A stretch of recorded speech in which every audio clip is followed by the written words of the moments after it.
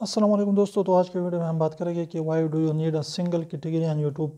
कि आप यूट्यूब पर जो है एक ही कैटेगरी क्यों जो है आपके लिए ज़रूरी है।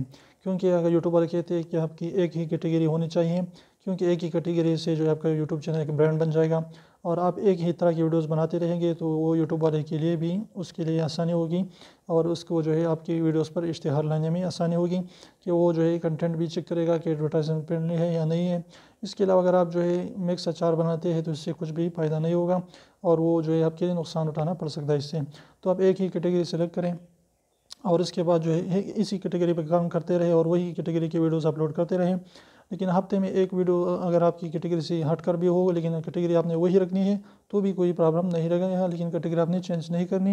अपलोड डिपार्टमेंट में एक ही कैटेगरी मुंतखब करें जो आप ज़्यादा वीडियोस कम जिस कैटेगरी पर बना रहे हैं तो वही कैटेगरी आपने सेलेक्ट करनी है। तो अगर वीडियो अच्छी लगी तो प्लीज़ वीडियो को लाइक कर दीजिए, चैनल को सब्सक्राइब करना ना भूलें और रेड वाले सब्सक्राइब को ज़रूर दबाएं। बिल्कुल फ्री है, एक भी पैसा इसका नहीं लगता।